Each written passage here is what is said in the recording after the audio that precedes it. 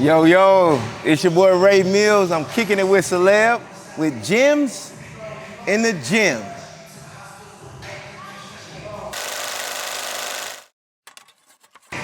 Yes, sir, yes, sir, yes, sir, yes, sir. The one and only. What's up, baby? Hey, I appreciate you having me. Man, I appreciate it. It's a blessing, man. I thank you for coming on the show. I love what you're doing. Oh, yeah, for sure. Appreciate that, man. Let's go. We don't get them folks in gyms today, though. We're going to get them gyms from the gym, for sure. They're going to get these gyms. Go to have a seat for me, Ray. What's going on, man? You already know how this rock. I'm your host, CELEBDEVINCI, and this is Gems from the Gym. Make sure you like, comment, subscribe right now, and hit that notification bell. Y'all know where I put it at. It might be like right there or something like that. Right, like right there. Like right there. It's going to be there. Hit the so you know when I post shit, you can tap in with your boy Celeb, all right? I got a special guest with me today, yes, sir. The Ray Mills. What's up, baby? My God. How you living, man? How you living? Listen, ain't nothing like coming to the gym and getting some gym. Hey, man. Hey, listen, I'm sitting with the man. No, I'm sitting with the man. He said, I'm the man, he the man. I'm trying to get like you, baby. We both the man. We both working and trying to get to our destination, baby. What's the word? What's the word? How you living, man? How everything going for you, brother? I'm blessed, man. Blessed. Every day I wake up, I can breathe, I'm blessed. That's it. That's all you can ask for. For sure. That's all you can ask for. So you know how we do it, baby. We're going to get the gyms in. They're going to hear these gyms. You're going to spit some knowledge for the people. Let's get into it. We going to work out now. You know we got to work out. Well, I'm going to tell you light today, but we're going to do it. Let's do it, yeah. You know what I'm saying? Just a little light work. He the training. You know what I'm saying? But you in this motherfucker every day, though. I do. So don't act like you can't do your thing in here. I see you. I see you working. Say no more. Something small. Say no more. All right, bet, man. So for the people that don't know Ray, I want you to go ahead and let them know how you grow up, where you're from, and shit like that. And then I'm gonna introduce the workout. And I'm from the Southside of Atlanta, College Park. You know what I'm saying? I got mine out the mud for real. For real, for real. You know what I'm saying? Yeah. Like, for sure. And then, you know, my first company was 11 years old, yard service, and I just grew from there. I knew school wasn't for me, you know what I'm saying? Yep. Grandparents raised me, so I come from a solid foundation, hard-working family, so I'm not afraid of work. I understand due process. I understand process, and I think that's missing in a lot of today's society is process. Exactly. Everybody want to take the elevator. Yep. Nobody want to take the stairs. Yep. I took the stairs, for sure. So you took the stairs. So you say College Park now. I'm from the city too now. I know. That's the mud. See, I'm from College Park. You say you from the city. Huh? No, I'm from the east side now. Don't get it wrong. When I say the city, I'm just saying for people who don't know. But come on now, from the east side. Yeah. Come on now. So we similar upbringing. We similar upbringing, for sure. You say the south side, so I know you from the mud. I know you had to work to get out of it. How was growing up for you? Like, was you a trouble kid? Did you get in a lot of trouble when you was growing up? Or you was a good kid? You knew the limits? Like, how was you growing up? Nah, I didn't know the limits. Okay. And that's why I got in trouble. You know what I'm saying? Even in my adult life, me not knowing the limits got me in constant trouble. So, you know, growing up, it was tough at times because, again, my grandparents raised me. So I'm surrounded by, you know, my peers. They got younger parents. Exactly. So they get cooler clothes. They got seeing what cooler lives. Exactly. Mine was more structured and, you know, I didn't have a pair of J's to high school. You know what I'm saying? Type shit. You was brought up on manners, and it was like that old school growing up. Like exactly. That. They weren't paying no $100 for no shoes. They slap you back of your head. Hey, man, get right, tough love type shit. Hey, man, listen. You cleaned up behind yourself. I cut grass. You know what I'm saying? I made my bed. It was the little things that used to piss me off when I was growing up that, you know, I use now in everyday life. Made you man, you is like the little things. For sure. And that's what it's about, man. Them little things that just mold you into that adult that you want to be. That shit important. I'm telling you. It's important. To answer your question, no, I never knew my limitations. I never set them. Good or bad, I believe limitations is in your head. Exactly. You know what I'm saying? So if you eliminate them, you can get in some trouble. Exactly. But if you learn how to, you know, steer them to the right direction, it'll take you to the moon, and that's what I did. Type shit. When I figured it out. Say no more, say no more. So you got into your little bullshit, but you said your first business, you was 11 years old. 11 years old, man, I was cutting grass and I got tired of wearing, it's crazy because casual clothes right now is cool. You know what I'm saying? Like, we went through an era recently where you wear fitted clothes. That was cool. Yeah. I was wearing fitted clothes when everybody else was wearing baggy clothes, FUBU and Fat Farm and shit. Like, nah, my grandparents were like, no, your pants gonna be up on your ass. Yeah, on your waist. Your clothes are gonna fit the way they're supposed to fit. So I got tired of that. They said, well, if you don't like the way I buy the clothes, Go get a job and buy your own. That's how that shit is, yep. So I said, okay, cool. I started cutting grass. Man, it sound like $25 a head. $25 a head. Sound like a Southern grandma, man. Like, hey, man, you don't want to wear the shit I bought you? Go get your own shit. Go get it on. Hey, man, since you so big and bad, go ahead and do it. And that's what you did. That was the best thing she could have told me to do because it fired up an entrepreneurship inside of me. Exactly. You know what I'm saying? Exactly. And I just kept growing from there. And then, I went from there, I ran track. I won 2 state championships in the state of Georgia. Okay. In track, and then I went. Was that high school? That's high school. High school, so you was a high school track star? High school track star, went to Florida International University on a track and field scholarship. Yep. Got kicked out of that for selling drugs. Okay. Down in Miami. Yep. Came back up here, back to Atlanta, and continued to sell drugs. And man, I got in a lot of trouble. And when I had my daughter be 15 this year. Okay. I said, yeah, I gotta change something. So that's when I really made a solid change. It was about 15 years ago. So I was 23, I'm 38 now. Exactly. You know what I'm saying? So it finally clicked with you at that. It clicked.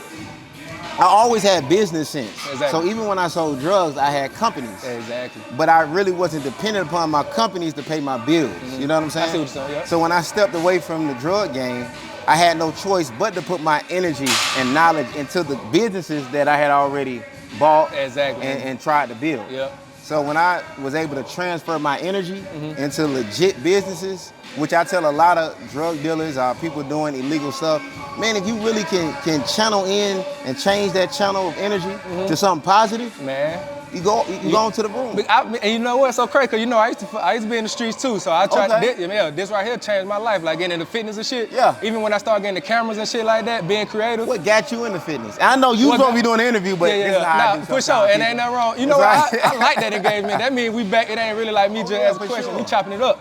So how I got into fitness, I always been an athlete, like always. Yeah. So even when I was a kid, I did baseball, football, basketball, 3 sports growing up. From rec league all the way to high school. Yeah. So went to high school. Long story short, went to high school, did football scholarship to Clark College in Portland, Oregon. And shit, from out there, I always worked out. Even when I graduated, left college, all that shit, I always stayed working out, stayed with on top of my body and shit like that. And it just kind of, I just landed here for real. What clicked and said, I'm about to go be a trainer? Like, what point in your life clicked? 2 years ago. I've probably been training for about 4 years, almost 5 years now. But it got real serious. 2 years ago, man, I had my baby. I had a little girl, man. I was like, bro, that fucking changed me. I'm talking about it really clicked. Like, you can't continue to do this shit. Yeah. You know, you might see, I see some money and shit. It's easy to run back to the fast money and shit. But I was like, bro, if you can get it, like going on that legal stage, bro, you could do anything, dude. And that's what I did. I got it going, started making my little money and shit, started clicking. Yeah. And basically just gave me the confidence to do that shit. I love it. And that's how I'm here, baby. Hey, man, this is one of the top 3 dopest jobs to me. Man. In the world. Yeah. Like, this shit is cool. It's like you getting health and building wealth. At the same time. They go at the same time. Hand in hand. Hand in hand. And then when you in love with it, it's like, it's an easy choice, man. That's how I fell in love with this shit. I get up every day, don't feel like I'm going to work. And that's just how we do it. Of course not. Look around. You know what I'm saying? Going live. They live behind us, so you know. That's how we do it, baby. So, but you know we got to work out. Let's get it. Let's get it, man. So, you know, I'm going to introduce the first set. We'll do. I'm out the way. Say no more. He said, I'm out the way. I got you the same thing as me, too. I hope you don't think we're taking the light in here. I thought I could get the 10. No, we ain't doing that one. We ain't going to do that one. Okay. So I'm going to pop it out first time. This what we got. We got curls right into the overhead press. So with this, bam, we're coming down over the head. He would pick the workout I just did yesterday. Oh, you just hit shoulders? I just hit shoulders. The same workout yesterday. Hey, and I'm still sore from, but we're going to get it. And we still going to get it. So we got 8 of these motherfuckers. 8, okay. We got 8 on. Yep, we're going to go ahead and pump them out. They're 5 for me. So you can keep on counting. Yep. Let's go. 2, now you got to tell me if I ain't doing it right. I got you. I was just finna say, my channel like to say that, you know what I'm saying, they want to teach the technique while we're doing this shit. So I'm definitely going to teach it. It's just a curl, yep. That's 8 for me. Come on, perfect. Bam, right up. Boom. Look, y'all, he not swinging too much. We coming right here. We're just bending at this elbow, working that bicep. Let's go. Let's go. Right over into that overhead press. Hit them shoulders. Right up. Bam, with that 7, give me one more. Oh, yeah. Give me one more. It really 9. I know y'all were counting. Oh, that was 9? Hey, y'all know really I lose count all the time, baby, so. I don't lose no count, because I'm the one lifting this shit. You know they say trainers can't count. I'm a trainer, so cannot count. I can't count. Y'all better believe it. I might go under or over. I don't know. You know what I'm saying? So you mentioned you had a daughter. Yep. How many kids you got, first of all? I got 3, man. I got a 14-year-old daughter, that's my oldest. I got a 10-year-old son, and I got a 7-year-old son. Okay, 15, you said 15, 10, 7. Yep. 15, 10, 7. Your youngest is my son. Your son. I got one girl, 2 boys. 1 girl, 2 boys. Sound good. Okay. So, from my understanding, one of your business ventures, your school, you got an academy. What's the name of your school? The Mills Academy. The Mills Academy. How long y'all been operating? 6 years, man. I put it smack down in the hood where I'm from. Yep. It's crazy because I actually attended this school when I was 7 years old. So when I was able to purchase it and it became available, I hopped on it. You know what I'm saying? This opportunity, it wasn't too much to think about. Well, it was a lot to think about because I wasn't into kids. Exactly. My accountant called me with that, with the investment move. And I was like, what I'm gonna do with kids? What I'm gonna do with the school, man? Exactly. You know what I'm saying? I don't even really Never even thought about owning the school, never. Yep. And then, I'm very spiritual, so after he bugged me for about a week, I went by there. I hated it. Hated the school. Man, I walked in, walked through the hallways, walked out. Right out. And the individuals that was selling it, he ran out with me. He said, you okay? I said, man, I'll give you a call later. But when I left that school, I believe God started to speak to me. Exactly. You know what I'm saying? And in them moments of God speaking to me, I had already spoke to God previously a couple years before about purpose. Exactly. You know what I'm saying? And you guiding. Because me guiding me ain't working. Exactly. You know what I'm saying? So when I stepped back and I said, God, you guide me, and when this opportunity came, in front of me, I stepped in the way. I almost stepped in the way. Almost stepped in the way. And then God said, no. You asked me to guide you. Let me guide you. I'm guiding you. It ain't about what you see. That's why I say walk by faith and not by sight. Exactly. He said, don't worry about what you see. If you have faith in me and my word, do this deal. I'll take you there. I take you there. And again, I couldn't see it, but long story short, I woke up the next day, I called my accountant, I said, make the deal.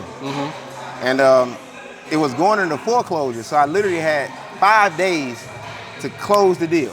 The whole deal. I didn't get to do no due diligence. I didn't get to figure out if the structure of the building was good. Exactly. Nothing. I couldn't even look over the paperwork correctly.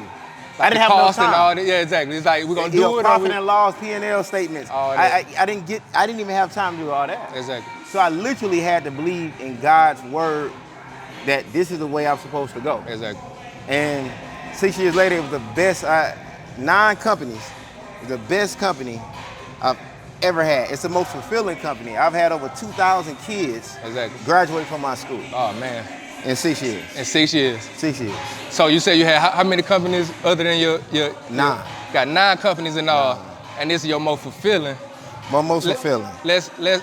Let's just name some of the other companies. Like what other companies you got? Man, I got a streaming network called Millie TV. You can download that on your TV, your Roku TV, your Apple phone, your Android, whatever it is, Millie TV, where I write, produce, and shoot my own content with my team. Exactly. So everything is original on that network. That's in conjunction with Mills Media Group, which is the overhead of Millie TV. I got you. So I'm also for hire. My company is for hire to shoot stuff like this. You know what I'm saying? You know what I'm saying? For other individuals. If you need services or anything production-wise, he just told you. Come right here. Come on now, he gonna hire you, right? He got you. So just going to check in. Oh, for sure. For sure. And then we got Millie ENT. Millie ENT is the entertainment side of the business, where it's 4 artists that sign, and they're doing very well. They're in development deals to develop, their craft. But all of this is housed downtown in Atlanta. I have a 19,000 square foot studio here that I shoot and can produce shows and movies, and then one side has music. Exactly. They can do the music and the soundtrack production type shit. Yep. Okay, sound good, sound good.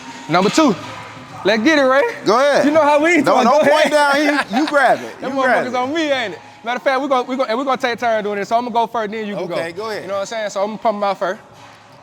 Curl, right to the overhead, y'all. We just did that. We gonna keep doing it. We got 4 rounds of this. Oh man, I thought we had a new workout. Oh no, we doing it. You think we can just do 1 rate and then that's it? Come on, baby. But the people get the gist, they want to see something new. Oh, they gonna see that next episode. Make sure y'all tap into the next episode if y'all want to see something new. This is what we doing on this episode, people. Yeah, So we let me working start. arms and shoulders, baby. Yeah. Arms and shoulders. Get it in. I'm in his world, so I'm just gonna follow him. And you know what? I tell my clients the same thing every day. They come in here saying that bullshit. They come here complaining. Hey man, this is my world. You know, if I was in your world, I'll shut up and I'll just do what you say. So my clients, y'all know how I am when I do this now. I pop shit. I'm gonna talk shit with it. Let's go. Good work, boy. That's 5, y'all. Good work. That's 5. Let's go. That's 5, because I know he ain't counting. I'm gonna lose counting if I were to count anyway. I ain't gonna lie to y'all. I'm gonna lose counting anyway. Yeah, right? Shit lightweight. Shit lightweight. Let's get it in. That's it? All right, I got one more. He got one more. He ain't gonna cheat. I got one one more. I can't cheat. Listen, if I cheat, I'm cheating myself. I ain't cheating him. Y'all gotta remember that. Remember that. When y'all come to the gym, you ain't cheating him, you cheating yourself. Come on now. That's just from a real man. He a real man. He gonna keep it real like that. Hey man, I'm telling you. For sure. You do something one way, 9 times out of 10, you do that same thing every way. Exactly. You take a shortcut here, you're probably taking shortcuts throughout your whole life. Somewhere else, for sure. Create the discipline. The discipline starts here. Exactly. Right here. Let's get it. See, he don't even know he a life coach too, though. He just think he might be a trainer, people. But he's also a life coach, a spiritual coach, you know, a confidant. He got a hell of a job that God done gave him. You know what I'm saying? Because I'm going to tell you, man, you just spit some real shit. Because people come in here, they come in here all the time, they broken. They don't know what type of, their money might not be all the way right, their spirit not all the way right. And when they come here, every time I'm trying to boost them up. I'm trying to get their confidence up. I'm trying to speak a word into them that'll give them a second win and just keep going. You know what I'm saying? That's your responsibility. So, and that's my responsibility. Them the shoes that you stepped in. Yes, sir. You didn't step in training shoes. I wouldn't even do this show if I felt like it was some just regular training. Exactly. You know what I'm saying? But the shoes you stepped in, that's the gift that God done gave you. Yep. So now you're held accountable. Yep. You get what I'm saying? So accountability breeds responsibility. So now he's held himself accountable. It's his responsibility to execute what God then placed in him. And I got to, man. And when it that like you said, when I found out it was clicking, that's one of the things that clicked. Like, and you more than just a trainer. You more than just a trainer. You more than just a trainer. For sure. By far. He said by far.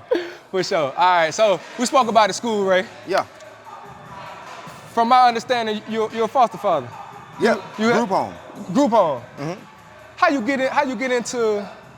get into not only owning the school, what you didn't think about, but also taking care of kids. I know it play hand in hand kind of, but now you like hand in hand taking care of foster kids that's not even yours, and the love that you gain for that. Well, you know what I'm saying?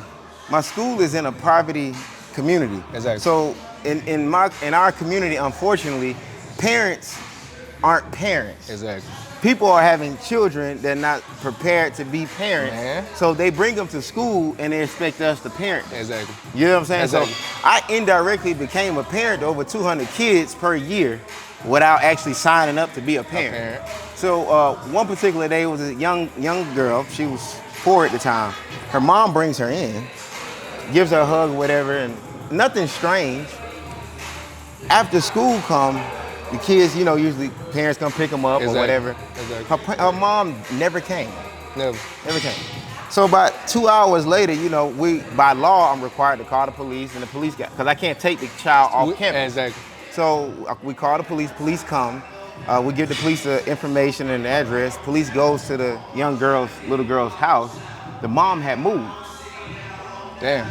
So now I'm standing there in my lobby looking at a little girl who expecting their mom to come pick them up, but you have to break the news to her that your mom is gone. Yeah. We don't know where your mom is. We calling her, the phone is off, not picking up, can't get in contact. Go to the house, it's gone, you know what I'm saying, they moved, so she's sitting there.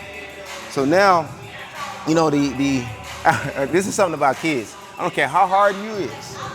When kids' lives are in your hands, it softens you. Yeah. It softens you. Come on, I don't care where you're from. Yeah. You know what I'm saying? So I looked at her, and it's nothing that I could do legally. So the police called DFACS. DFACS come down. And those of you that don't know what DFACS is, that is a organization that takes in kids and do welfare checks depending upon what's going on in the household or whatnot. But DFACS come take the child. And it was on Friday. And all weekend it tugged me. It tugged me. It tugged me. It tugged me. It was on your mental. It was on my mental. I was like, I gotta do something.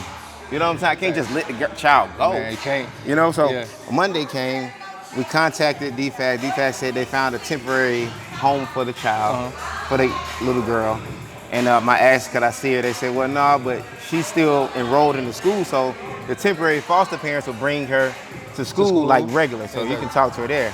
And I just started building rapport with the little girl, and the little girl didn't like the foster kids, or the foster parents. She ain't gonna lie. Yeah, kids don't lie. Kids don't do too many lie. Yeah. So I started looking into how can I adopt or become a foster parent. And with a business mind, I said, well, hold on. This is also a business. So, and again, I want y'all to see the larger picture. I can not only help, but I can also make it a business. Yeah. And a lot of times in our community, we get emotionally attached to too many things and we can't convert it over to business. Man. We can't convert it over to business because we're too emotional. Yeah. You gotta have a balance. Yep. Because I could have took that little girl in, but now how am I gonna pay for her? You know what I'm saying? Yeah. Like how am I gonna continue to, I gotta change my life for her. Yeah. There's nothing wrong with that, but it's also a business to help more than just her. So we went through started the process or whatever, and she was the first child. And then I had a couple of properties 2 miles, less than 2 miles from my school that we converted into a group home. And that's how that came about. That's how that came about. That's how you got into taking, like foster kids and taking care and doing that shit. And being in that business for 4.5 years. Owning a foster home for 4.5 years. Yes, okay. That's a different animal. Yeah. And what I mean by that is, it's like these kids are really, really in need of love. They come from a lot of times pure brokenness. They need attention. They don't even know what real love is. They're just acting out a lot of times. So you gotta develop another level of patience, understanding, and prayer, man. A whole lot of prayer, I'm pretty sure. A whole lot of prayer, but just to stay with it, because I know it can be a handful, it can be a lot sometimes. Oh man, I had a kid that's 8 years old stab a kid that's 10 years old. Oh man. You know, so, and it's like, the kid is now in trouble, but my heart cries out for that kid who actually stabbed the other kid, because I know you don't really register. You don't understand. You don't understand. You don't understand. That comes from the atmosphere that you came from. You know what I'm saying? Like, that's what you came from. That's your background. So, again, I feel like my purpose is tied to the community and reaching as many people as I can. Exactly. Exactly. Okay. So, bam, we did the foster care. You've been in that for 4 years. Group home. The group home. You did the group home for 4 years. So let's transition that into your politics. How long you been in politics?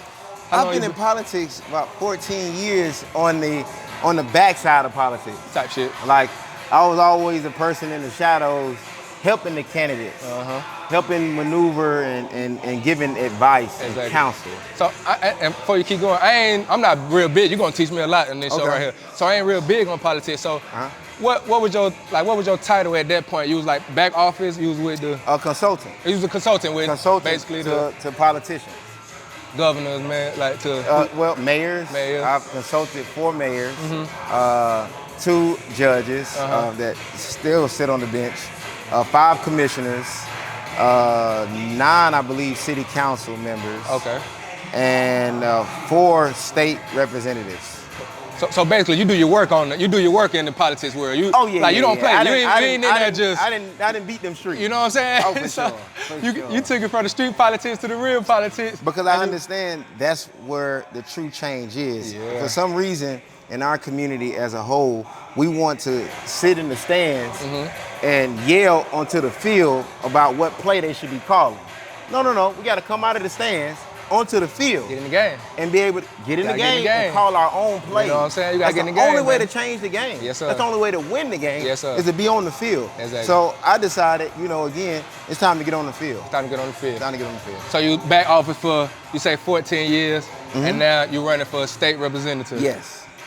And that's... What's that process, what's that transition like going from the back office to now I'm in the front and I'm pushing my own agenda. I'm pushing my own agenda. It's interesting, but I always say when you put a plan together and you know how to execute it, then it shall be. Exactly. So this was in the works for the past 6 years. 6 years of my life, and I carefully place the puzzles in the right places. Exactly. I purposely got knowledge of different individuals, different districts of the state of Georgia in itself in those 6 years.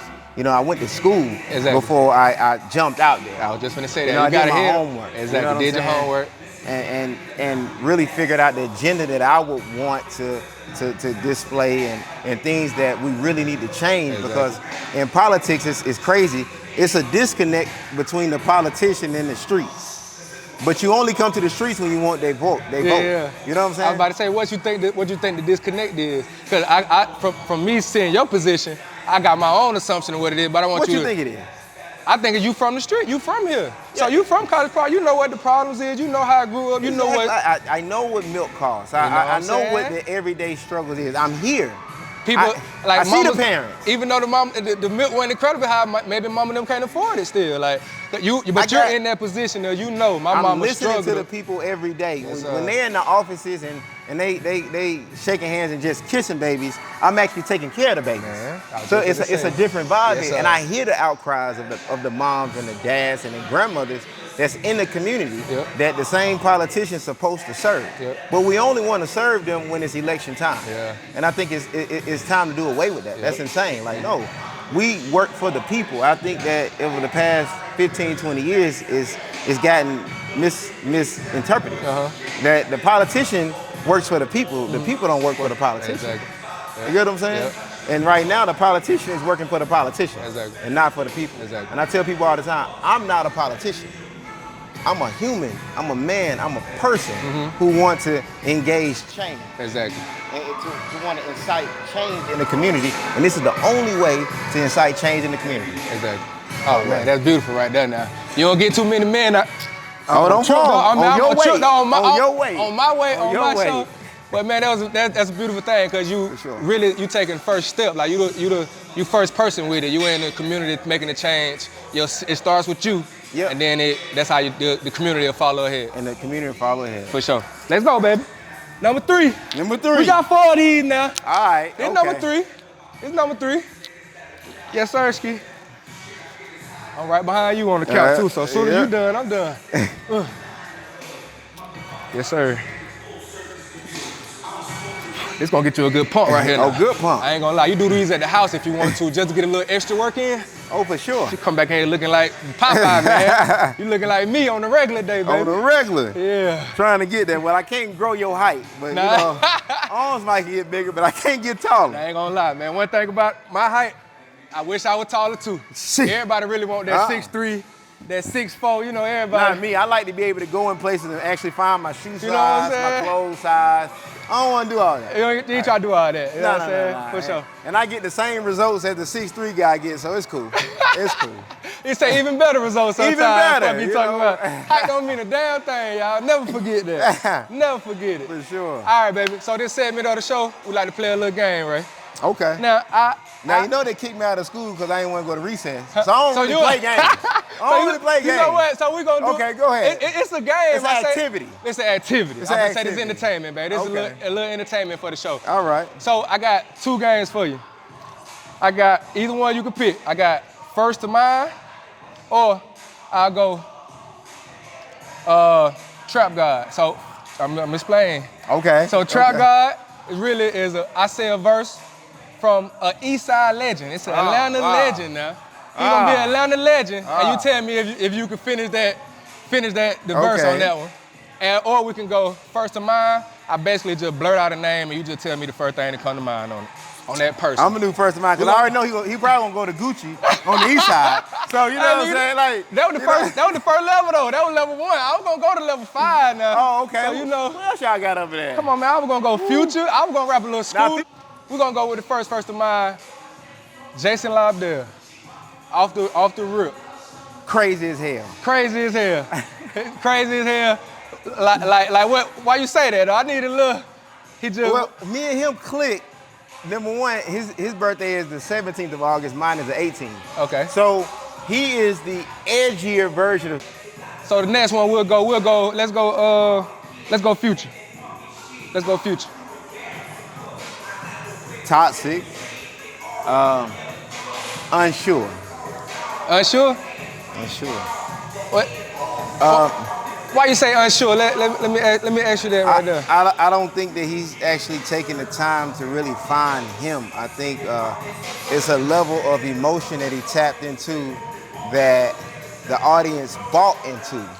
And he just transformed and metamorphed into that. Okay. But it'll be a day where he actually tapped into himself and become him. Yeah, exactly. I don't think that is anybody who is willingly that toxic.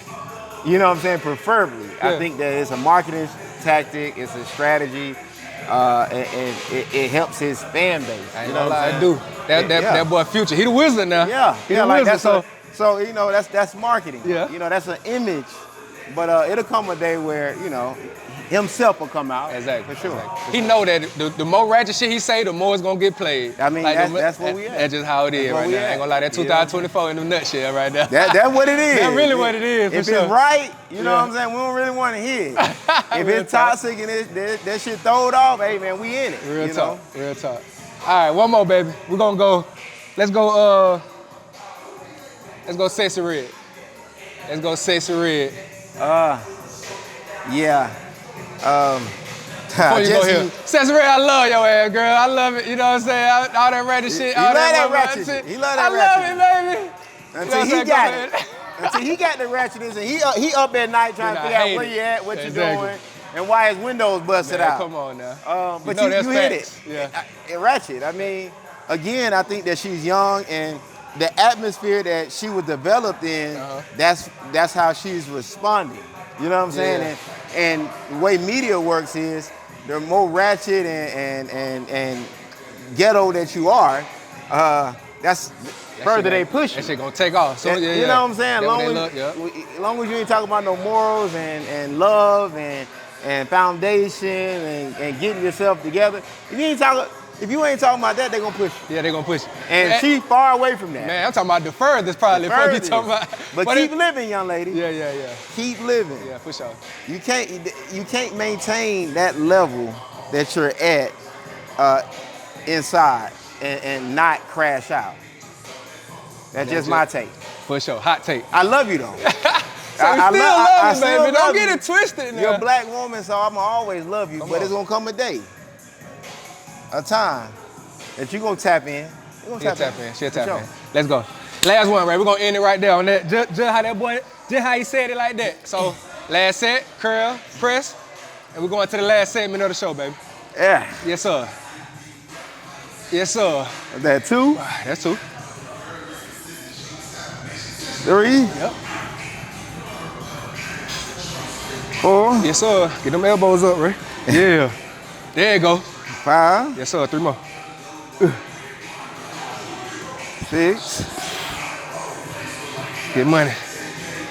7? Get money on there.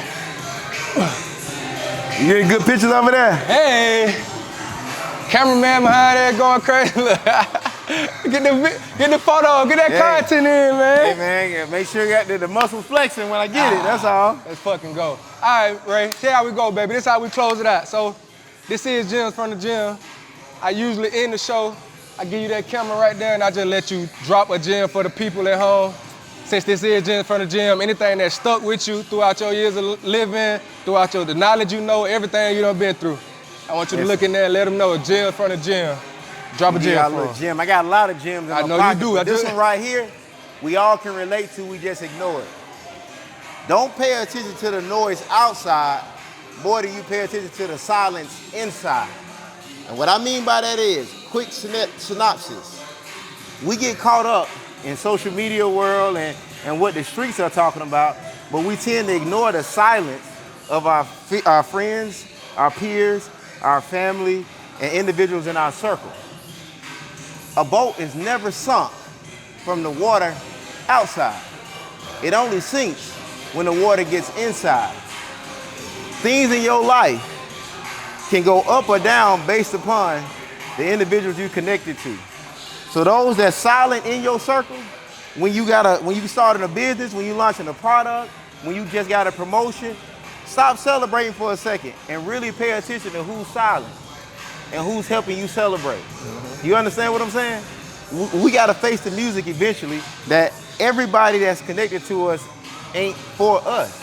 So again, don't pay attention to the noise outside more than you pay attention to the silence inside.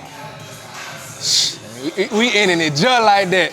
Y'all make sure y'all tap in, man. Gym from the gym. I had my boy Ray Mills in the building. I appreciate all the love you came through the gyms you dropped for the people. Sure. And we out, baby. Y'all know how we rock. Comment, subscribe, like right now. Hit the notification bell. Your boy CELEBDEVINCI. Ray Mills. Ray Mills, let's go. Let's go. Yeah. Yes, sir. Dope show. Yes, sir.